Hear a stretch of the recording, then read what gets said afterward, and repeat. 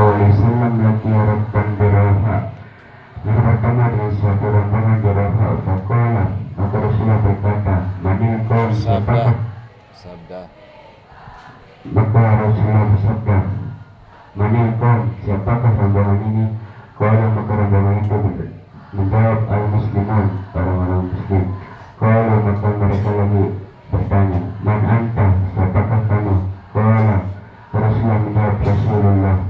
Farafa'atim ra'atum sabiyan, maka mengangkat dia perempuan itu anaknya. Fakola maka ia Jauhin berkata, sedikit, jangan itu.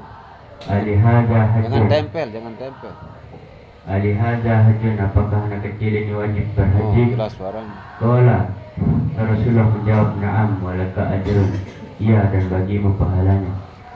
Hadis ini yang menceritakan tentang Nabi yang bertemu dengan suatu rombongan di Raha. Maka salah satu rombongan itu bertanya kepada Nabi tentang apakah anak kecil ini wajib berhaji. Maka Rasulullah menjawab, iya dan pahala bagimu. Wa anna Nasin radhiyallahu anhu, dan hadis dari Anas semoga-moga Allah meridainya, anna Rasulullah sallallahu alaihi wasallam, bahwasanya Rasulullah sallallahu alaihi wasallam hajja ala rahlin, berhaji dengan naik kendaraan. Wa kanat zamilatahu, sambil membawa bekalnya. Rawahul Bukhari. Wa an Ibnu Abbas radhiyallahu anhuma, dan hadis dari Abdullah bin Abbas, moga-moga Allah meridai keduanya, qala, berkata, kanat ukaz wa majinnatu wa dzul majaz, adalah ukaz dan majinnah dan dzul majaz ialah aswaqan, suatu pasar fil jahiliyah, pada zaman jahiliyah. Fata'atamu, maka orang muslim khawatir, ayat tajiru fil mawasim, bahwa mereka ingin berdagang pada musim haji. Fanazalat, maka turunlah ayat, laisa alaikum junahun, tidaklah atas kalian berdosa, antabtagu fadlam min rabbikum, untuk mencari karunia dari Tuhan kalian, fi mawasimil haji, pada musim haji. Artinya hadis ini kita dilarang untuk takut untuk mencari karunia Allah, seperti yang diceritakan hadis ini.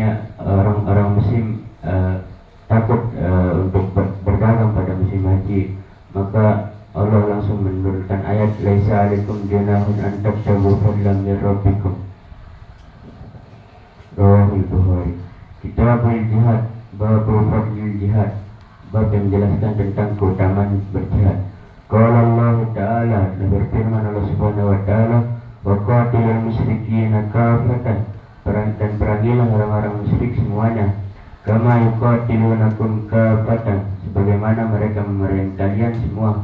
Wa'lamu, dan ketahuilah, annallaha ma'al muttaqin, bahwasanya Allah bersama orang yang bertakwa. Wa qala ta'ala, dan telah berfirman Allah Subhanahu wa Ta'ala, kutiba alaikumul qital, diwajibkan atas kalian untuk berperang.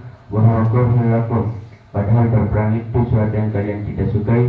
Wa asa an takrahu, dan boleh jadi bahwa yang kalian tidak suka itu wa huwa khairul lakum, akan tapi baik bagi kalian.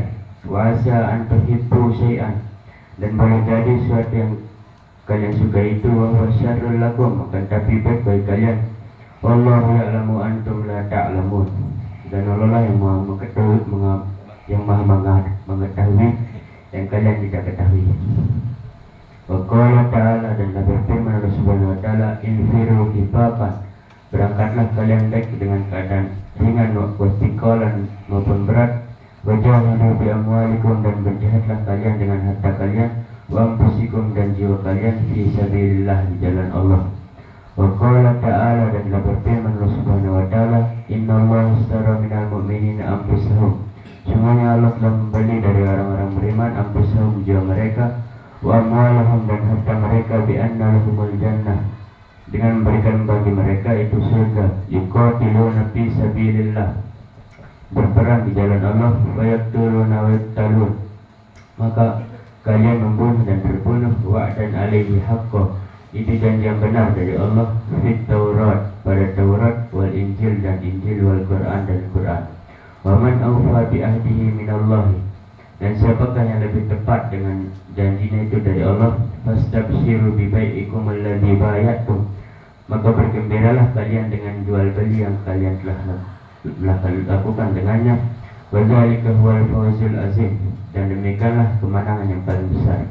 Wa qala ta'ala, dan berfirman Allah Subhanahu wa taala, la yastawil qa'iduna minal mu'minin, tidaklah sama orang yang tidak ikut berperang, minal mu'minin, dari orang-orang yang beriman, ghairu ulil darar, yang tidak mempunyai uzur, wal mujahiduna Tak fi panjang itu, sabilillah, ghairu ulid. Nah, ghairu ulil darar, yang tidak mempunyai uzur, wal mujahiduna fi sabilillah, dan orang yang berjihad di jalan Allah, bi amwalihim wa anfusihim, dengan harta mereka dan jiwa mereka.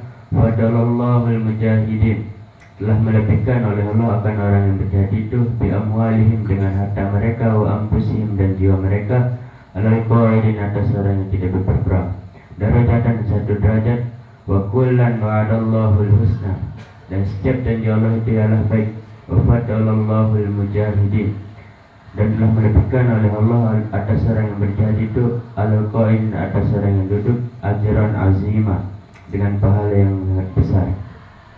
Darajatin minhu, berapa derajat darinya, wa maghfiratan wa rahmatan, dan pengampunan dan rahmat, wa kana Allahu ghafurur rahima, sungguhnya Allah itu Maha Pengampun lagi Maha Penyayang.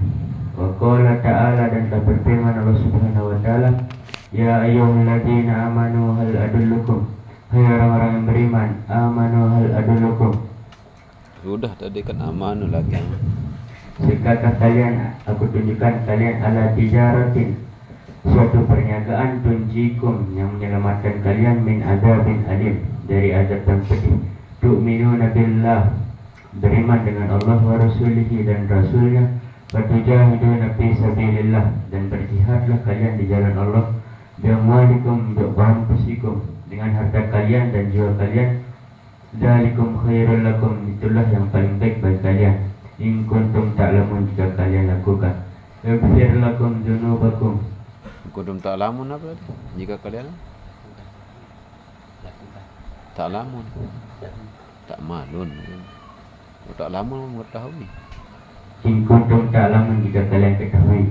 Yaghfir lakum dzunubakum, mengampuni bagi kalian, dzunubakum, dosa-dosa kalian. Wa yudkhilkum jannah, dan masukkan kalian ke surga, tajri min tahtihal anhar, yang mengalir dari bawahnya sungai-sungai.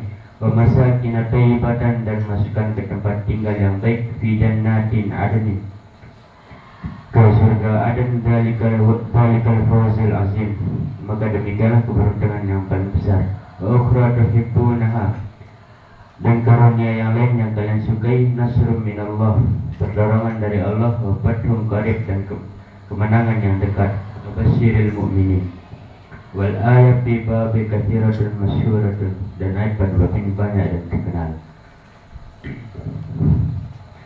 An Nabi Hurairah radhiyallahu anhu qala, dan hadis dari Abu Hurairah, moga-moga Allah meridainya, qala, telah berkata, Sila Rasulullah sallallahu alaihi wasallam, aku bertanya kepada Rasulullah sallallahu alaihi wasallam, ayyul a'mali afdal, apakah amal yang paling afdal?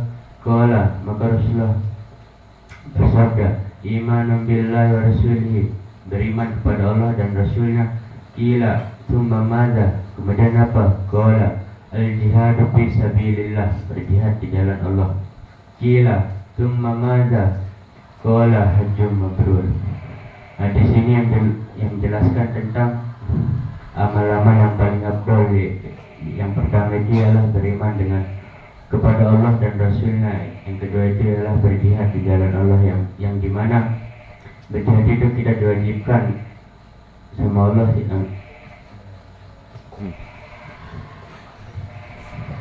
Diwajibkan. Kita diwajibkan oleh Allah. Bagaimana ayat yang tadi itu, kutiba alaikumul qital wa huwa kurhul lakum wa asa an takrahu syai'an wa huwa khairul lakum wa asa an tuhibbu syai'an wa huwa syarrul lakum wallahu ya'lamu wa antum la ta'lamun. Yang ketiga itu ialah haji mabrur, yang dimana haji mabrur itu yang dijelaskan kemarin. Ada 4 syarat. Yang pertama itu ialah niat ikhlas, yang kedua melaksanakan haji beserta ilmu haji, yang ketiga menggunakan harta yang halal, yang keempat meninggalkan rapata wala fusuqa wala jidala fil hajj. Wa an Ibnu Mas'ud radhiyallahu anhu, dan hadis dari Abdullah bin Mas'ud, moga-moga Allah meridainya, qala, berkata, qultu ya Rasulullah, hai Rasulullah, ayul amali ahabbu ila Allah ta'ala, apakah amal yang dicintai Allah Subhanahu wa taala? Qala as-salatu ala waqtiha, salat pada waktunya. Qultu tsumma ayyun, kemudian apa? Qala birrul walidain.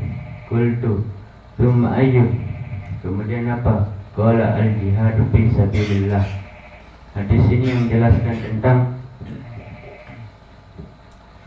amal yang paling dicintai oleh Allah Subhanahu wa taala. Yang pertama itu adalah as-salatu ala waqtiha, yang dimana juga ada sabda Rasul yang berbunyi, su'ila Nabi sallallahu alaihi wasallam ayyul a'mali ahabbu ila Allah, faqala as-salatu ala mawaqitiha.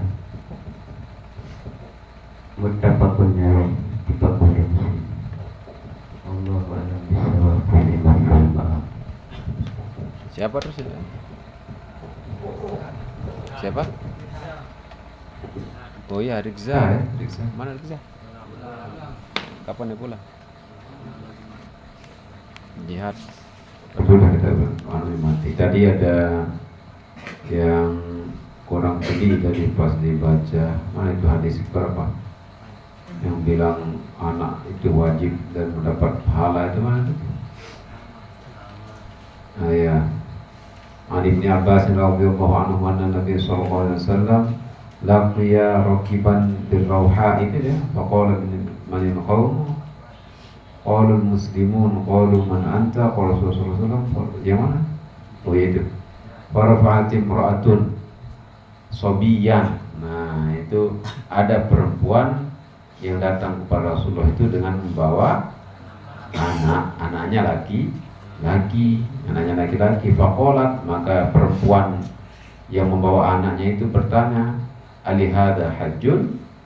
Nah, dia menanyakan anaknya itu apakah dia boleh berhaji, bukan wajib berhaji, apakah dia boleh berhaji? Qala na'am, boleh.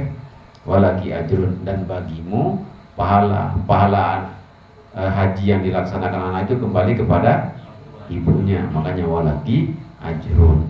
Begitupun dalam kehidupan kita sehari-hari, kalau anak itu belum balik, ketika dia melakukan kesalahan-kesalahan yang mendapatkan dosa, siapa? Orang tuanya. Makanya kan sering dulu kalau kita nyumpah misalnya, anak bukan nyumpahin Nabi. Nah itu maksudnya, kalau kita nyumpah anak kecil itu belum balik, dia nyumpah, sumpah itu kembali kepada orang tuanya, dosanya maksudnya kembali. Sebaliknya kalau dia melakukan kebaikan karena dia yang membimbing, kan kewajiban dia. Sampai makanya Rasulullah sudah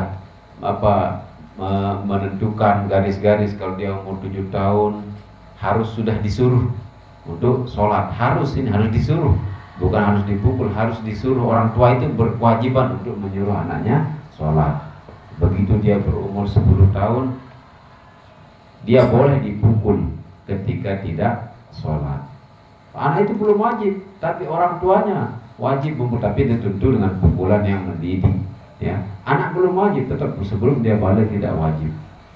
Nah, jadi ketika dia mau sholat, anak yang kecil, apapun ibadah, kebaikan-kebaikan yang dilakukan, maka kembali kebaikan itu kepada kedua orang tuanya. Sebaliknya, kalau dia melakukan kesalahan yang bisa menjerumuskan dosa, misalnya kalau dilakukan oleh orang besar, maka kesalahan dosa itu kembali kepada orang tua. Nah itu bayangan yang dipikul oleh kedua orang tua. Kalau dia meninggal, misalnya anak itu, makanya tidak ada salah dan dosa kalau dia belum balik, kalau dia mau balik. Nah, bahkan walaupun dia sudah memayyiz, kalau belum balik, tetap itu tanggung jawab yang memikul itu kedua orang tuanya. Nah itu kedua orang tuanya, artinya ada pengaruhnya terhadap kedua orang tua. Nah, itu tadi. Berarti Besok masih lagi 2 orang. sekali lagi saya tanya.